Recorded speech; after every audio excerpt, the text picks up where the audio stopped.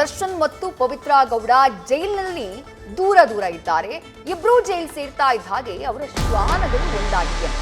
ದರ್ಶನ್ ಹಾಗೆ ಪವಿತ್ರ ಗೌಡ ಶ್ವಾನಗಳು ಒಂದಾಗಿವೆ. ಪವಿತ್ರ ಗೌಡ ಮನೆಯಲ್ಲಿದ್ದಂತಹ ಶ್ವಾನಗಳು ದರ್ಶನ್ ಮನೆಗೆ ಶಿಫ್ಟ್ ಆಗಿವೆ.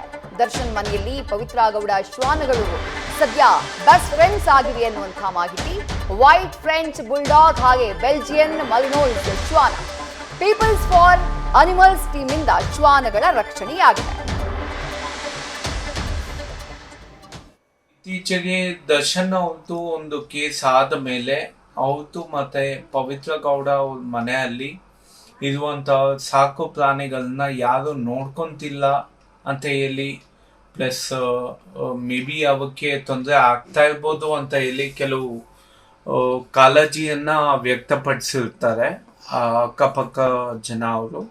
ಮತ್ತೆ ಕೆಲವು ಬ್ಯಾಂಗ್ಳೂರ್ ಅನಿಮಲ್ ಲವರ್ಸ್ ಇಂದ ವಿಡಿಯೋಸ್ ಕೂಡ ಮಾಡಿರ್ತಾರೆ.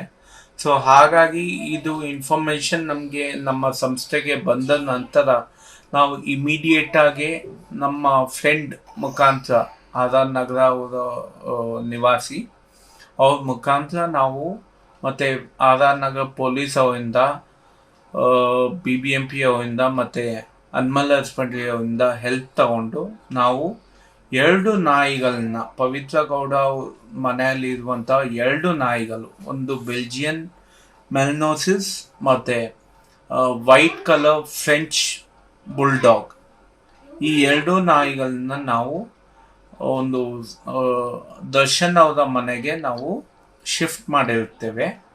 ಮತ್ತಷ್ಟು ಡೀಟೇಲ್ಸ್ ನಮ್ಮ ಪ್ರತಿನಿಧಿ ಸತ್ತಾರ್ ನೀಡ್ತಾ ಹೋಗ್ತಾರೆ. ಸತ್ತಾರ್, ಜೈಲಿಗೆ ಸೇರಿದಾಗಿನಿಂದಲೂ ಪವಿತ್ರ ಗೌಡ ಹಾಗೆ ದರ್ಶನ್ ದೂರ ಬಟ್ ಅವರಿಬ್ಬರ ಶ್ವಾನಗಳು ಜೊತೆಯಾಗಿವೆ ಅನ್ನುವಂತ ಮಾಹಿತಿ. ಡೀಟೇಲ್ಸ್ನ ಕೊಡ್ತಾ ಹೋಗೋದಾದ್ರೆ ವಿದ್ಯಾ, ಪವಿತ್ರ ಗೌಡ ಅವರು ತಮ್ಮ ಮನೆಯಲ್ಲಿ 3 ಶ್ವಾನವನ್ನು ಸಾಕಿರ್ತಾರೆ. ಈ ಪೈಕಿ ಯಾವಾಗ ರೇಣುಕಾಸ್ವಾಮಿ ಕೊಲೆ ಆಯಿತೋ ಈ ಒಂದು ಪ್ರಕರಣದಲ್ಲಿ A1 ಆರೋಪಿಯಾಗಿ ಪವಿತ್ರ ಗೌಡ ಅರೆಸ್ಟ್ ಆಗಿದ್ದರೆ A3 ಆಗಿ ಅವರ P ಅಂತಿದ್ದಂತಹ ಪವನ್ ಅನ್ನು ಕೂಡ ಲಾಕ್ ಮಾಡಲಾಗುತ್ತೆ. ಈ ಒಂದು ಸಂದರ್ಭದಲ್ಲಿ ಅವರ ಮನೆಯಲ್ಲಿದ್ದ ಶ್ವಾನವನ್ನು ನೋಡೋಕೆ ಯಾರು ಇರಲ್ಲ. ಅದು ಈ 3 ಶ್ವಾನದ ಪೈಕಿ 1 ಶ್ವಾನವನ್ನು ಅವರು ಕುಟುಂಬಸ್ಥರು ತಗೊಂಡು ಹೋಗಿದ್ರೆ ಇನ್ನು 2 ಶ್ವಾನ ಅವರ ಮನೆಯಲ್ಲಿ ಇರುತ್ತೆ. ಇದು ನೋಡೋಕೆ ಯಾರಿಲ್ಲದ ಕಾರಣ ಈ ಒಂದು ವಿಚಾರ ಅನಿಮಲ್ ಫಾರ್ ಹಸ್ಬೆಂಡ್ರಿ ಡಿಪಾರ್ಟ್ಮೆಂಟ್ಗೆ ಗೊತ್ತಾಗುತ್ತೆ.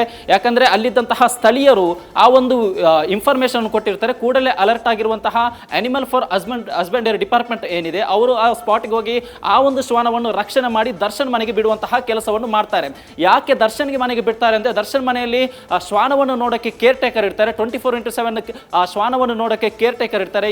ಇದೇ ಕಾರಣಕ್ಕೆ BBMP ಹಾಗೂ RR ನಗರ ಪೊಲೀಸರ ಸಮ್ಮುಖದಲ್ಲೇ ಈ ಒಂದು ಶ್ವಾನವನ್ನು ರಕ್ಷಣೆ ಮಾಡಿ ಅವರ ಮನೆಗೆ ಬಿಡುವಂತಹ ಕೆಲಸ ಆಗುತ್ತೆ. ಇಲ್ಲಿ ಮುಖ್ಯವಾಗಿ ಗಮನಿಸಲೇಬೇಕಾಗಿದ್ದು ಒಂದು ವಿಚಾರ ಏನಂದ್ರೆ, ಯಾವುದೇ ಒಂದು ಶ್ವಾನ ಅಥವಾ ಅದರ ಹಲ್ಲೆ ಆದ ಹರಾಸ್ಮೆಂಟ್ ಆದ ಸಂದರ್ಭದಲ್ಲಿ ನೇರವಾಗಿ ಪಶುಸಂಗೋಪನಾ ಇಲಾಖೆಗೆ ಡೈರೆಕ್ಟ್ ಆಗಿ ಎಂಟ್ರಿ ಆಗುವಂತಹ ಅವಕಾಶ ಇರುತ್ತೆ. ಬಟ್ ಈ ಒಂದು ಪ್ರಕರಣದಲ್ಲಿ ಅಂದ್ರೆ ಕೊಲೆಯಂತಹ ಪ್ರಕರಣದಲ್ಲಿ ಅದರಲ್ಲೂ ಕೂಡ ಪವಿತ್ರ ಗೌಡ ಈ ಒಂದು ಪ್ರಕರಣದಲ್ಲಿ A1 ಆಗಿರೋದ್ರಿಂದ ಅವರ ಮನೆಯಲ್ಲಿ ಕ್ರೈಮ್ ಸೀನ್ ಅನ್ನು ಪ್ರೊಟೆಕ್ಟ್ ಮಾಡುವಂತಹ ಕೆಲಸ ಆಗಬೇಕಾಗುತ್ತೆ.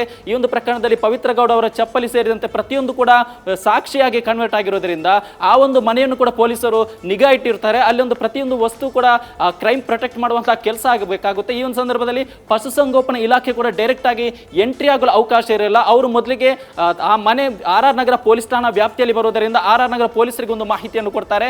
ಅದಾದ ನಂತರ BBMP ಪಶುಸಂಗೋಪನಾ ಇಲಾಖೆ ಕೂಡ ಒಂದು ಮಾಹಿತಿಯನ್ನು ಕೊಡ್ತಾರೆ. ಅದ ನಂತರ ಇವರು ಜಂಟಿಯಾಗಿ ಆ ಒಂದು ಮನೆಗೆ ಹೋಗಿ ಆ ಮನೆಯಲ್ಲಿದ್ದಂತಹ ಶ್ವಾನವನ್ನು ರಕ್ಷಣೆ ಮಾಡಿ ಸದ್ಯ ದರ್ಶನ್ ಮನೆಯಲ್ಲಿ ಬಿಡುವಂತಹ ಕೆಲಸವನ್ನು ಮಾಡಿರುವಂತದ್ದು. ವಿದ್ಯಾಶ್ರೀ, ಥ್ಯಾಂಕ್ ಯು ಸತ್ತ ತಮ್ಮೆಲ್ಲ ಡೀಟೇಲ್ಸ್ಗೆ. ನ್ಯೂಸ್ ಫಸ್ಟ್ ನಿರ್ಭೀತಿಯಿಂದ ನಿಮ್ಮ ಪರವಾಗಿ.